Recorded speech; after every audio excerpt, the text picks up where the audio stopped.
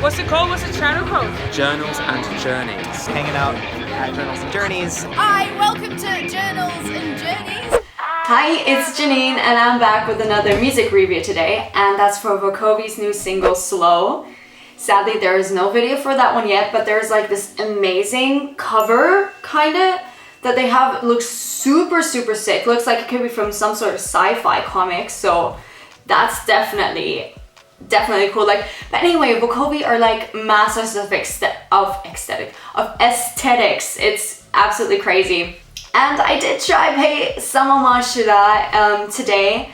It's not as like glittery or out there as Janine's makeup normally is, but like this is also giving me a little bit of like David Bowie vibes with like the colors and everything. But yeah, I try to stick with the color scheme as like a little nod to that. So yeah, I have been told though that I will really like the song, so I assume I will. I mean, there is not a single Vukovi track I don't like. I love them. Like, Fall Better is still probably one of my most played albums of 2020, and if nothing like major like wow drops, I'm sure Fall Better will be in my top 3 albums. So if you haven't checked out Fall Better, go do that. I feel like I was in a competition with myself just now saying Fall Better as many times as I could, so yeah, but let's get into this one.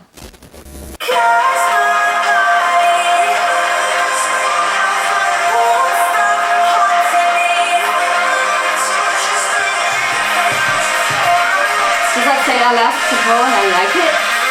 Whatever, just gonna sing along.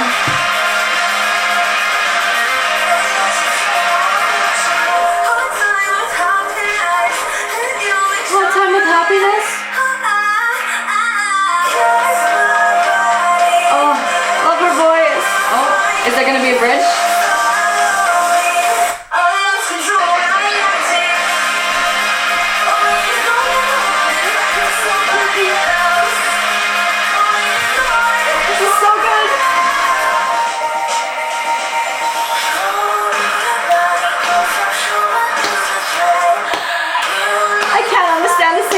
Thing. Janine, I'm so sorry. Oh, she's so good at that.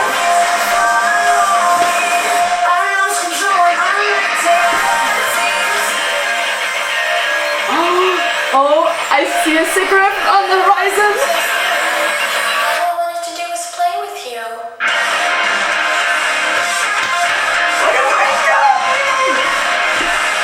Yes, Amish.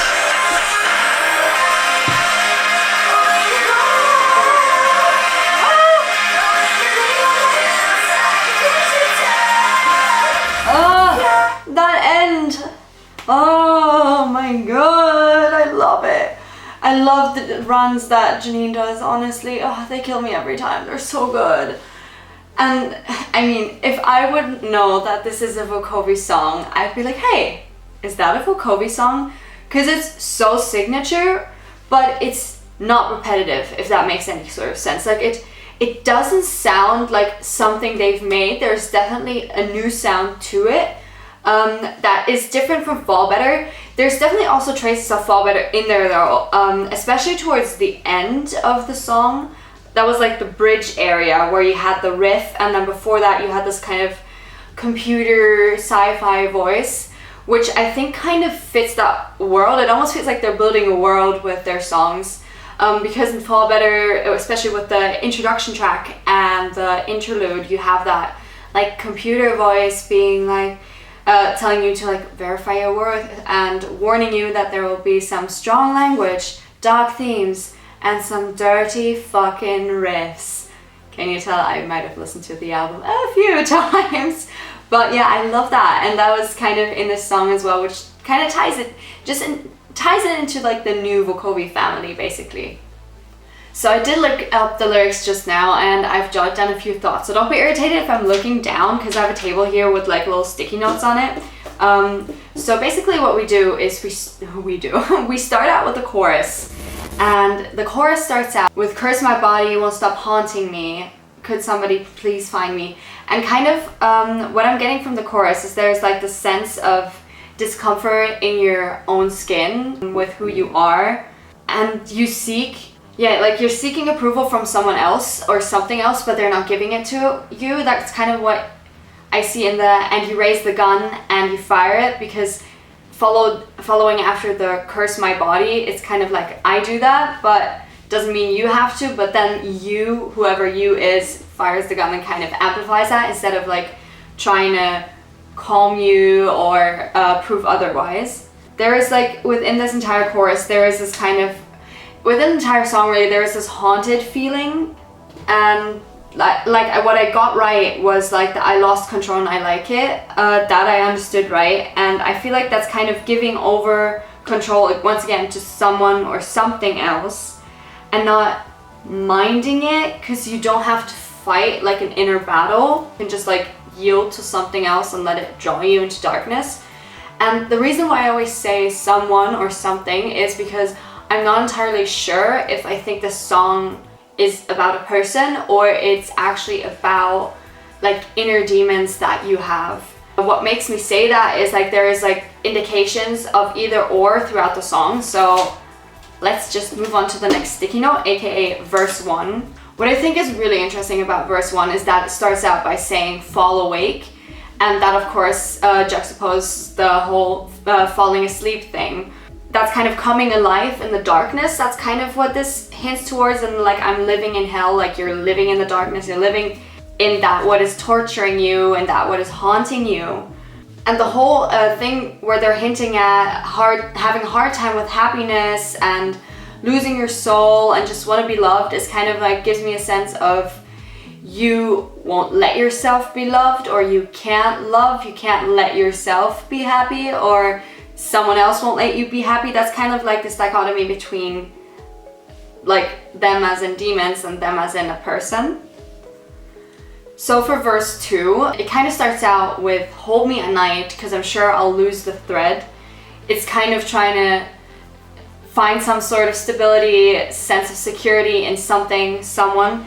And when I read the lose the thread, what immediately popped into my mind was not only that you say that you're following like a red thread when you speak. Is that even a saying in English? In German it's saying den roten Faden, which means like you're kind of following a certain line when you're speaking or like shaping thoughts. So this for me in a sense is like you're lost within your thoughts, and it also triggered an image of like a big maze that you're trying to kind of find your way through or find your way back by using a thread, but you kind of lose that and your sense of security is just like poof, it's just like gone. And then what I also think is interesting here with the fire and demons, this sense of trying to scorch out darkness with light, with like, but very violent light, with the flame obviously with something that burns, but you can't really do that. But at the same time, like, in order to get rid of the demons or the darkness, you kind of have to kill yourself, burn yourself with it, because it's so much a part of you that you just can't separate it. And that's kind of an idea that's also continued, where it's like you can't be alive without me, which is a lyric that comes in later, which also shows a sense of like a separation is not really possible. Yeah, and then we have the chorus following again, but then when we move towards bridge territory, that's where that lyric appears that I just mentioned, which is this can't let you live without me. Basically, it starts out with the empty body, won't leave my empty body. So just this feeling of emptiness when you give into darkness, or when you're in a really dark place of directionlessness, of not wanting to do anything, not going anywhere, and don't stop your haunting of me, like there is no way out, even if everything has gone, even if everything is empty, and you are my personal disease. That's kind of the lyric that got me thinking that maybe this is about a sense of inner demons instead of rather a person, though this could, theoretically speaking, also be like applied to a toxic person that is in your life. But at the same time, this personal disease is just, sometimes we can be our own biggest enemy.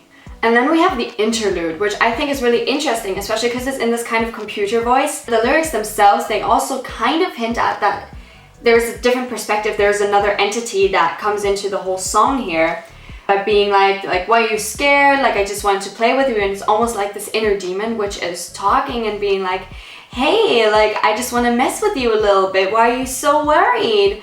Why are you so down? Like, it's fun. That's kind of the sense that comes along with both the actual effect, the voice effect, and the lyrics. But then at the same time, there's like the sense of help me, like this oh help me, which is the main person of the song being like, oh my god, get me out of this, like stop this haunting. And once again, then we have chorus and post-chorus, and the post-chorus is actually quite similar to the bridge. The main difference is this "don't stop your poisoning" lyric that is in there, and in a sense that again shows this kind of, on one hand you want to be separate from the darkness, but on the other hand you don't. Again, picking up the sense of not like denying yourself love. It's kind of the sense of that not only like someone or something is denying you happiness and love, but that you're also to a degree responsible for it yourself, because this inner haunting is part of you and it's keeping it away from you. It's kind of a little bit of self-sabotaging in a sense that also comes across through the song, at least for me personally. I mean, any of you out there could have a completely different understanding of the song, and obviously we don't know the thoughts or stories behind it either.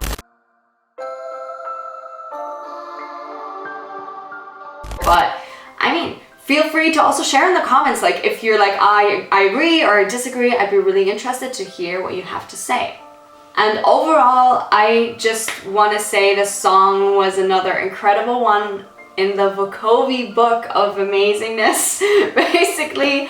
And yeah, so if you haven't checked it out, definitely do that. Give Vukovi a listen as a whole. They deserve it. They're like so hardworking. They're such passionate individuals. They're such lovely humans as well. So, and yeah, they're always up for a chat. So do hit them up. And yeah, thank you everyone so much for watching. I hope you enjoyed the video. If you did, hit the thumbs up, hit the subscribe button, hit the bell, and I'll be seeing you in another video hopefully. All right, bye.